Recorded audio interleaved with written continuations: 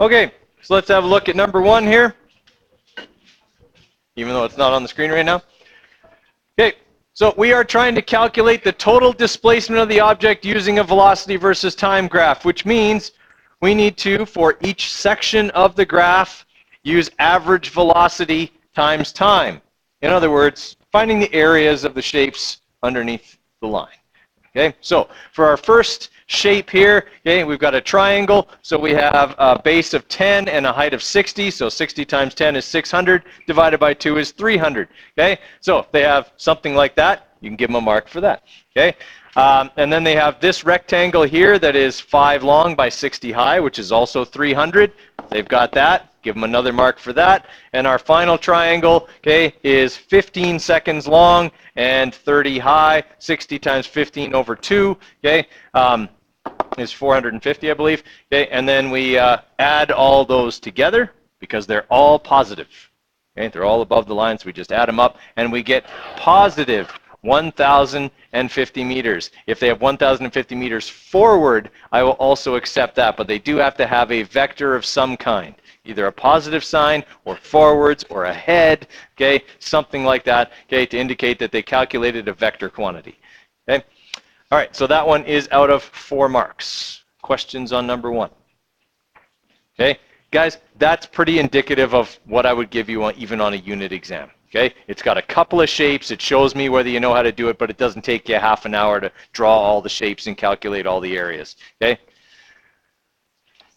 All right. For number 2, we have a position versus time graph. So this is a really quick question because all it's asking us to do is find average velocity, which is v equals displacement over time, which is final position minus initial position over time. Okay. So all we have to do then, give them a mark for v equals d over t in there somewhere.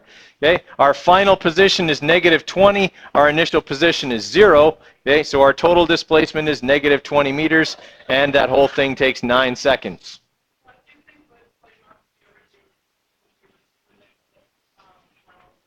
That's fine. That's why I drew it up there. Yeah. Okay. Yeah, guys, if they didn't necessarily have this, but they had this instead, that's maybe even better. Okay. All right, so we got negative 20 over 9 is our calculation, which gives us, there is a negative sign here, just kind of connected to my 2 there, negative 2.2 meters per second. They must have the negative, or backwards, okay, or south would even be fine, because it does say north here, okay. South would actually be the most correct answer on that one. And they must have the units, meters per second, right? So that one is out of 3 marks. The whole quiz is out of 7. Please give them a mark out of 7, let them see it, and then put them on this desk in front of Brendan, please.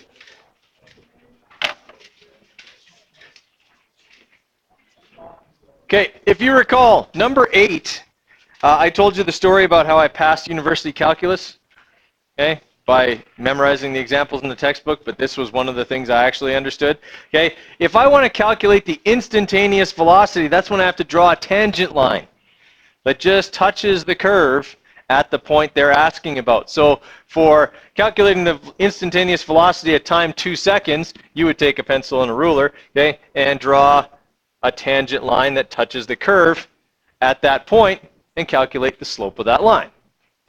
And that'll give you the instantaneous velocity. Now, understand that everybody's line is going to be a little bit different.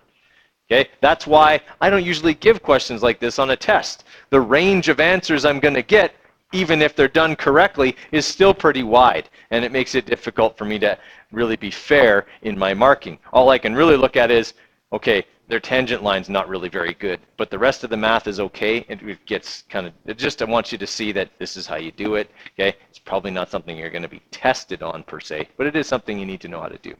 Right? So I draw a tangent line for that one. For 12 seconds, okay, same thing. I take my line tool. Here's 12 seconds right here. Okay, and you make that line as long as possible. And I would find the slope of that line to find the instantaneous velocity at time 12 seconds. It touches the curve but doesn't cross it. Is that ringing a bell? Okay. Other ones giving us trouble. Any other ones? Okay, I'll give you probably about another 5 minutes or so. Okay, and then I'm going to move on to acceleration here. Okay, Guys, good question just came up here. For this first line that I drew, I could use y equals mx plus b to calculate the slope because I can see where b is. Do I know where b is for this line? I don't. So in this case, I have to use rise over run because I don't know where b is on that one. So I'm going to find two good grid intersections. Let's say this one right here will work. And maybe this one's probably my next best one. It's not great, but we'll use it. All right, so those are my 2 points. This one is going to be point number 2, and this one is going to be point number 1, because this one happened first and that one happened second. It's important to get them in the right order so you get a negative slope here, because it is going backwards at this point. Okay, so now I'm going to take my y2, which is 15, and I'm going to subtract y1, which is 20. Okay, so 15 minus 20, okay, and then I'm going to take my 2 x values, 16 minus 13. Okay, so I'm going to get negative 5 over 3, okay, which is not really close to what I have on my answer there. That's, again, why you can see it's not a really reliable way for me to test something, because even myself, I don't draw the line the same every time I do it. Okay, but that's how I would do it. So it'd be negative 5 over 3. It's going to be, what, 1 point something? Negative 1 point something? 1.67. Okay. Oh, actually, that's exactly what I have there. I'm awesome. Yeah, I'm consistent. Okay, so yeah, that's how you would do it. Does that sort of make sense? All right, and my voice cracked because I was so impressed with myself.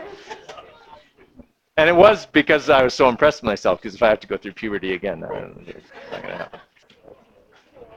All right, so over the last couple of days, we've been looking at velocity versus time graphs, position versus time graphs, and we saw what acceleration looks like on those various graphs. Okay, so we kind of have an understanding of what acceleration is. Strictly speaking, like the strictest definition of acceleration is whenever the velocity of an object is changing, there's an acceleration going on. Okay, that's the simplest and truest definition of acceleration. Okay, the velocity of the object is changing. Now, if the velocity of an object is changing, is its speed also changing? From our point of view in Science 10, yes, that would be true. In actual fact, there are cases where it isn't. Okay? In some cases, when you get to physics 20 and you start dealing with circular motion, okay, it is possible for the speed of an object to remain the same, but the velocity to change. Okay? That may seem weird, but it has to do with not that it's speeding up or slowing down, but that it's changing direction. Okay? And because velocity is a vector quantity, even a change in direction counts as a change in velocity. But it doesn't necessarily mean the speed changes. It might be going just as fast as it was before, but it's not going the same way. And in order to turn, you have to push or pull something, and that's going to produce an acceleration. You're not going to have to worry about that so much in Science 10. Okay?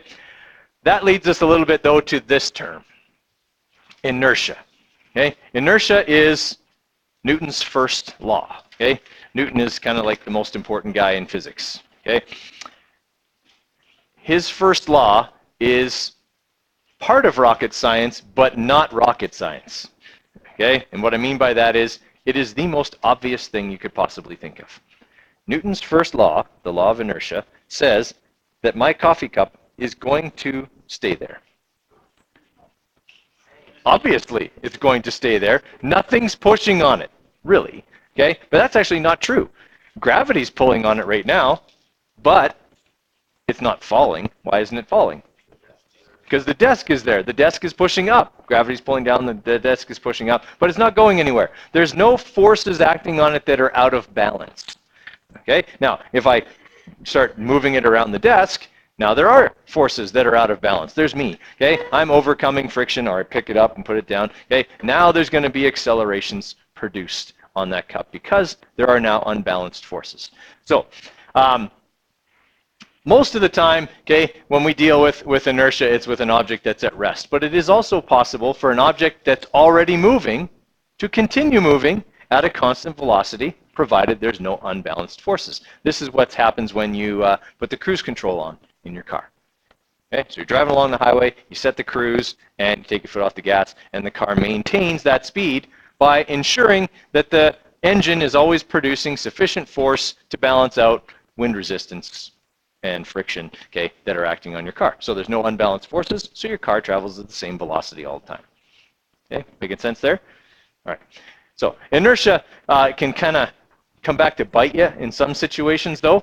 If you get moving fairly well and you have a lot of mass, are you going to be difficult to stop? Yes. Okay. And that's it's kind of an energy thing, but it's also kind of inertia. Once something has inertia, you have to exert forces in order to change that. Okay, to take it away or to give it more. Okay, things of that nature. Right. Right now, like if I'm looking at this desk has some inertia.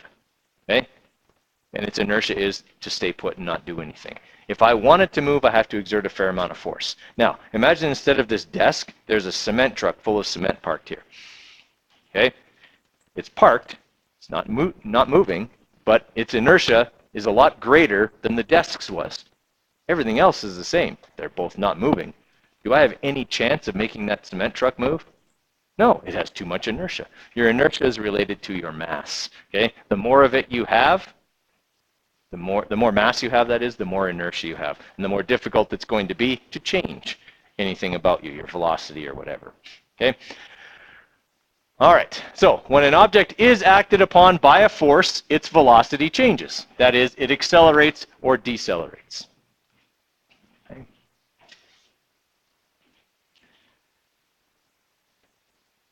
All right. If we're talking about uniform or average acceleration, in fact, we might just want to draw an arrow here to average and actually write in uniform. Okay. Uniform acceleration is best illustrated by a plane taking off.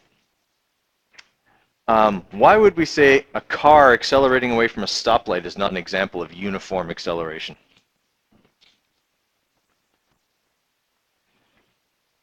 What does your car have that planes don't?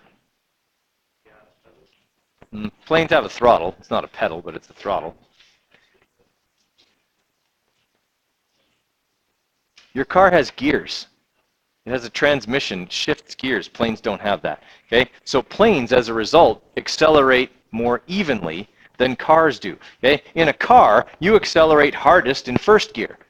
You have very little acceleration in fifth gear. If you've ever tried to pass somebody, okay, and you push down the gas, the car, if it's an automatic, automatically shifts down to a lower gear that can produce more acceleration than a top gear can. If you drive a standard, then you push in the clutch and you shift manually down to a lower gear. If you don't, you try to pass a car in sixth, it just doesn't work very well. Sixth does not produce very much acceleration. So when we look at a velocity versus time graph for a plane's line is nice and straight.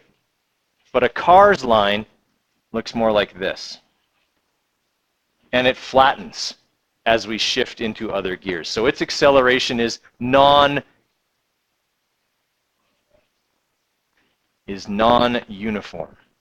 Okay? Meaning it didn't stay the same the whole time. Okay? Does that make sense? All right. Now, we've talked about this formula here already, that acceleration equals final velocity minus initial velocity over time. In other words, the change in velocity, remember that delta, the triangle means change in velocity over change in time. Anytime you see delta, you're going to be going final minus initial. We obviously didn't write it there for t, but it also applies to final time minus initial time. Okay? All right, so easy example here would be for this plane. Okay? If we have this plane accelerating from rest, what does that mean? It was stopped. And that's one of the terms that you always need to be aware of. Carson, put your phone away. Okay? That's a term that you need to be aware of. A lot of questions will say it starts from rest or it comes to rest. If it comes to rest, it's stopping. Okay, slowing down and stopping. So it's a term you need to be aware of. Okay, starts from rest when time is 0. Okay, 29 seconds later, it's moving at 260 kilometers per hour.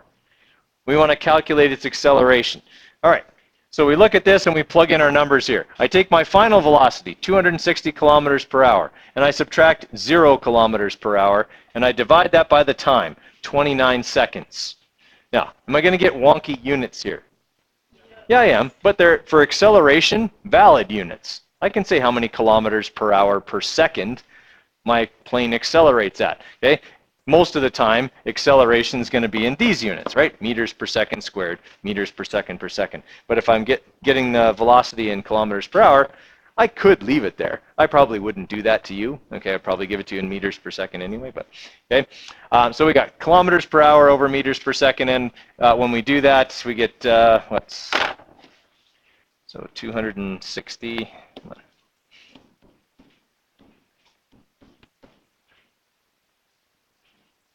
Right, so we get about 9 kilometers per hour per second. So every second, the plane's going 9 kilometers per hour faster than the second before. This plane's not trying very hard. Okay, planes can accelerate at a much greater rate than that. Okay, everybody follow on how that formula works? Okay, now that's when it's set up to calculate acceleration. We got to look at it in terms of manipulating it for other things. Okay, so there's a little bit of algebra that's going to go on there. So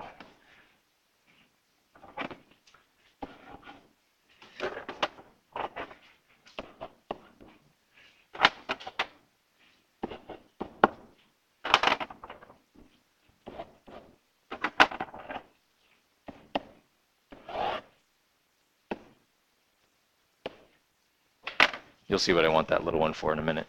Okay, all right. I want to solve for time. What am I going to have to do to get time by itself? Right, multiply time over to the other side, okay, because the rules of algebra say if you want to move something, you do the opposite. All right, so I've multiplied both sides by time. Now what do I do? Divide A, right, because I'm multiplying here, right? So, okay, there we go. So I've got change in velocity divided by acceleration will give me time. All right, so that part makes sense. I want to solve for VF. What should I move first? I should move T again, right? Okay, multiply both sides by T. So I've got T times A. Okay, what do I move next? VI. How do I move VI? Add it. Okay. So I'm going to move VI over here. That's what I wanted that for. Okay. So I've got VI plus T times A equals VF. Everybody with me there? Okay. We're just following our rules of algebra. We moved T first because it wasn't attached to what we were looking for. That's that half rule of algebra, right? So we moved it first, and then we moved VI after that. Now, just want to point something out to you here. Okay. Okay. Right now, I have that T times A equals the change in velocity. Everybody all right with that?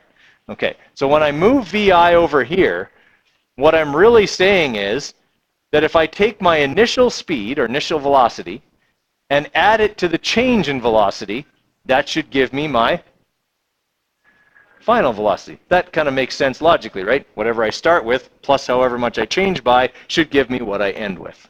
Okay? So if you're one of those people that finds words more effective than the numbers, that's kind of the way to think about it, right? You can think logically through an equation if you're more of like a verbal person as opposed to a visual person. Okay? All right. Let's say instead of that, I want to solve for VI. Okay, I can subtract VF. If I do that, VI is going to be negative. Okay, and if you're okay with that, that's fine. For me, I don't like doing that. Okay, I find that I end up getting the wrong vector on things when I do that. So I'm actually going to bring VI back over here. I know you're thinking, but Coder, that's not what you're trying to solve for. But actually, I will get what I'm trying to solve for in a minute. If I was doing order of operations, would I multiply T times A before I added it? Okay, can I move T times A as a unit then? Yes, I can. So I'm going to subtract T times A over to this side. Go away. Okay, and now I've got VI. Okay, and again, if I think through this kind of verbally, my final velocity minus how much I changed by should tell me what I started with. Okay? So VI equals the final minus the change. That gives me my initial. Okay? Is that sort of making sense? Right? So it's a little trickier than manipulating V equals D over T because now we've got addition and subtraction in there. Right? But you guys are getting good at your algebra. You don't even think about triangles anymore. Okay? That's good because there's no triangle for this one. Okay. Oh, I had it there. It's on the next slide. Okay, let's look at a couple of examples here. Okay, really all you need to know about acceleration is the definition I gave you earlier.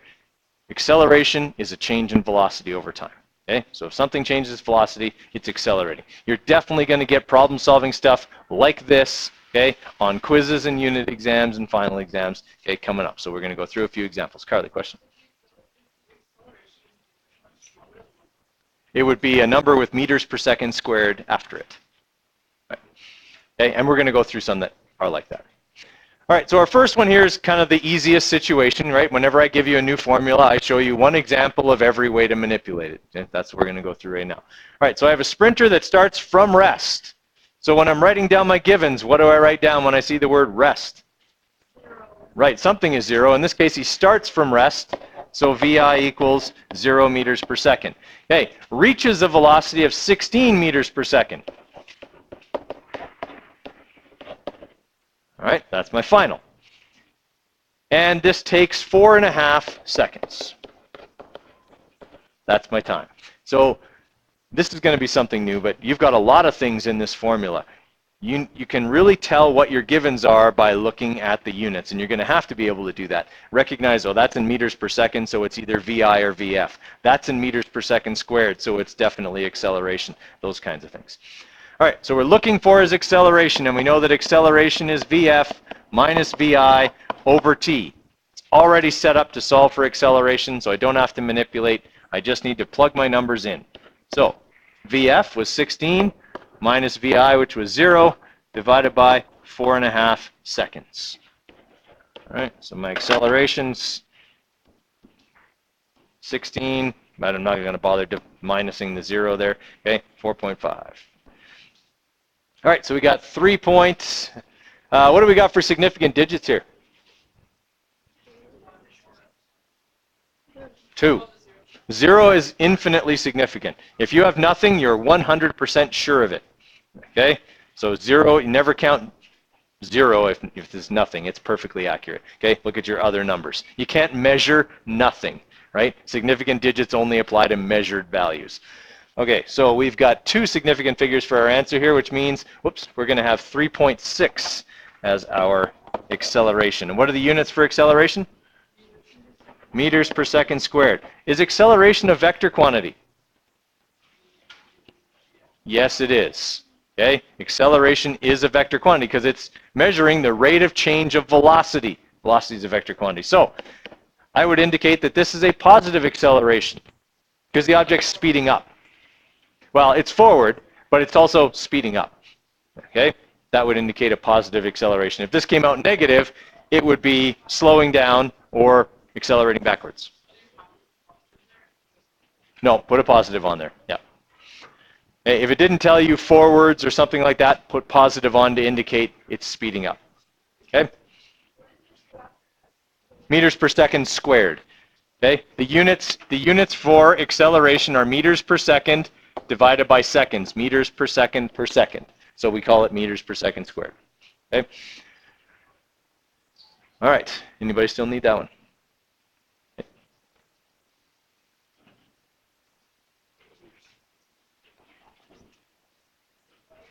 All right, number 2. Number 2 is asking me how long something takes. So what am I probably being asked to solve for? Exactly, I'm going to be asked to solve for time. Okay. So time is my unknown. How long will it take a jet to accelerate from rest? Okay, so VI is 0 meters per second to 85 meters per second.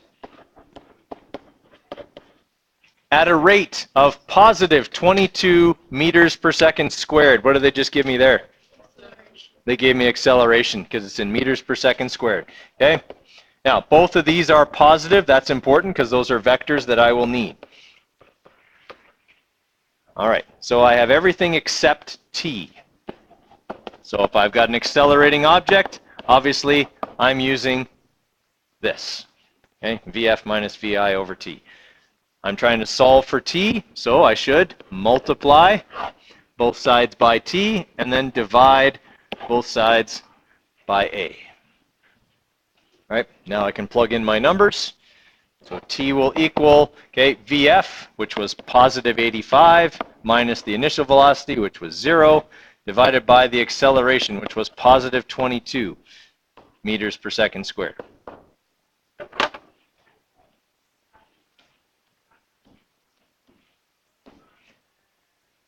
All right, so I have two significant figures here, so that should come out to 3.9 seconds. Pardon me? No, time is scalar, so I don't have to indicate. Unless I was accelerating so fast that I went back in time, then we have problems. But okay, for right now, okay, we'll say the time was moving forward for that one. I mean, it does come out to a positive value mathematically anyway, right? Positive 85 divided by positive 22. But we just never bothered writing positive on time, because as we understand it, time only goes that way. Okay.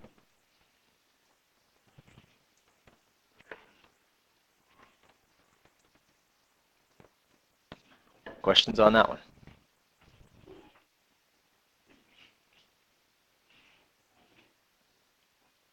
Okay. Anyone still need that one? Okay, so for number 3 here, okay, reading through the question, what will the final velocity of a car be? So what am I looking for here? VF, right? I'm looking for VF. That's going to be my unknown. If it starts at positive 15 meters per second, so they're telling me my starting velocity, and accelerates at positive 7.2 meters per second squared, what did they give me there? Acceleration, right? Okay, and it does that for 6.5 seconds. All right, so there's my givens. And always, guys, write down your givens because you're going to get a mark for those. Okay? And later on in the unit, when we've gone over all 20 of the formulas that are on your sheet, this helps you pick the right formula. Okay? If you read the question and you're not sure what it's talking about, look at your givens and see if you can find a formula that has just that stuff in it. Okay? And that's probably the one you have to use. All right, so here's our formula. VF minus VI over T, and we are trying to solve for VF. So the first thing I should move is T by multiplying both sides by it, and then I should add VI to both sides. Now I'm solving for VF. Okay, so when we plug in our numbers, okay, we're going to have VI, which was 15, plus our acceleration, 7.2, times our time, 6.5 seconds. Okay? And you don't have to put the units in when you're doing the number crunching here. Okay? Just make sure you got units in your givens and at the end. Okay, so for this one here, we'll have, whoops, not 0, 15, okay, plus 7.2 times 6.5.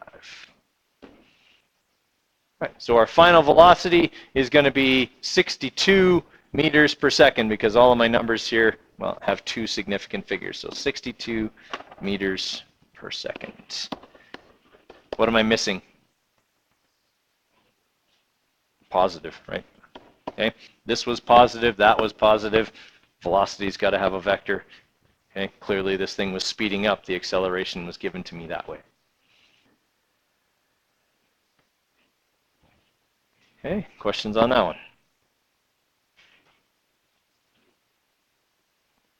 Okay, anybody still need that one? Okay, so last manipulation. Okay, we still haven't solved for VI. Okay, so that's what we're going to be looking at here. How fast was a boat traveling initially? Okay, so that's VI. How fast was it traveling initially if it accelerated to positive 30 meters per second? So that would be VF because it's in meters per second. at a rate of positive 2.6 meters per second squared, okay, for 8.9 seconds. All right, so far, guys, everything in these questions has been positive. Is it possible to have negative values when we do this?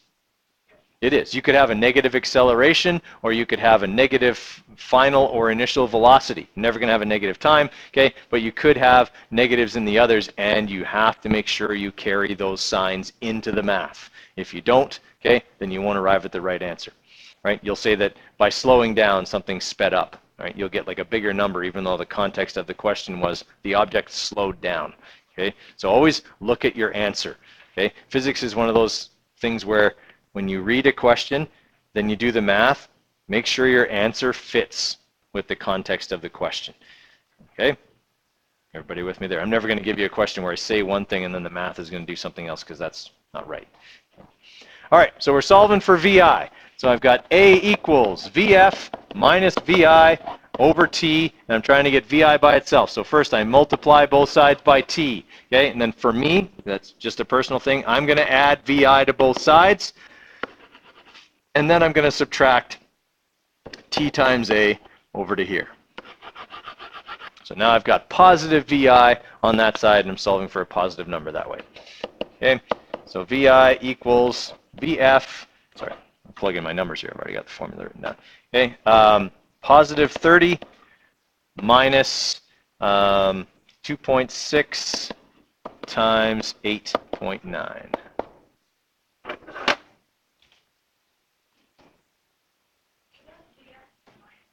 Yes, no, sorry, I wrote minus in twice. Just minus T times A. 30 minus 2.6 times 8.9. All right, so this thing was moving at 6.9 meters per second initially, two significant figures. And that's positive, yes.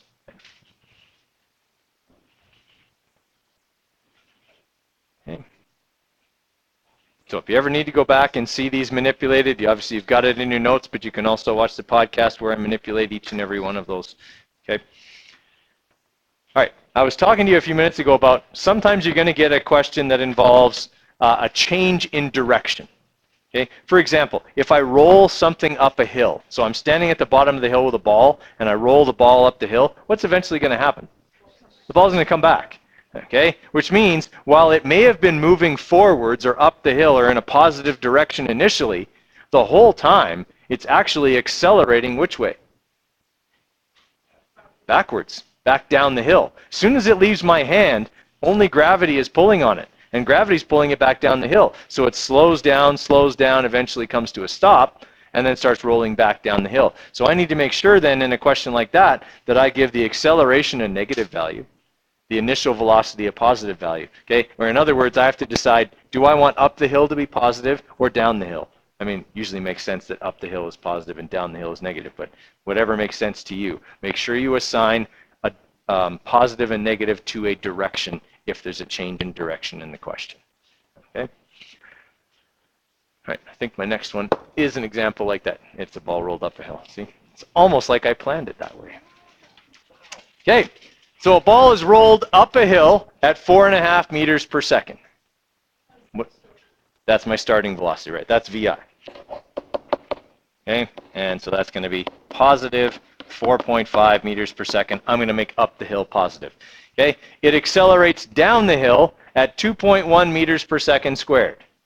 So that's A.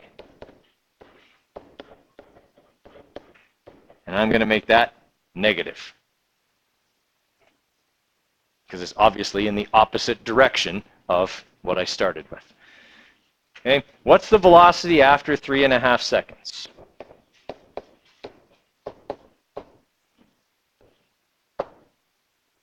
Okay, so we're looking for VF.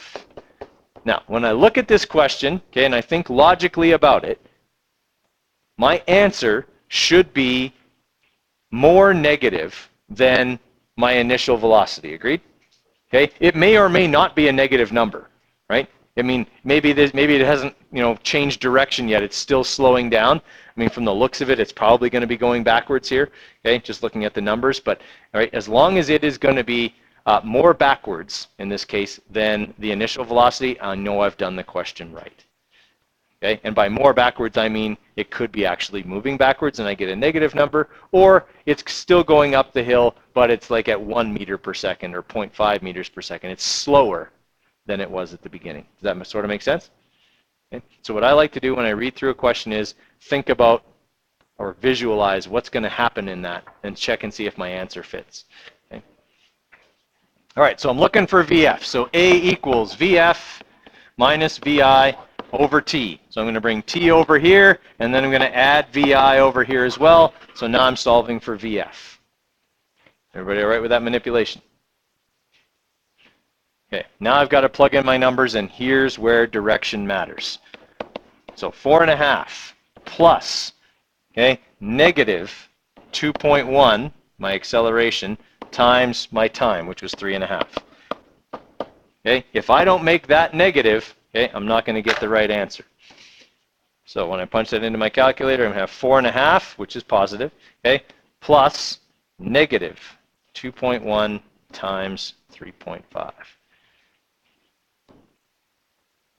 Okay, so after 3.5 seconds, the ball is rolling back down the hill, okay, at 2.9 meters per second.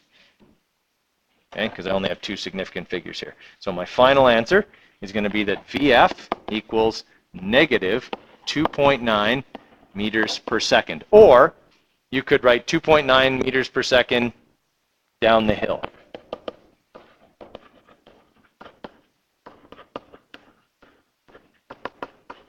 Okay, when you get to physics 20, this is correct and that's not. This is mathematically okay, but the question didn't give me positive and negative. It gave me up the hill and down the hill. My final answer's vector should match that. Okay? Yep.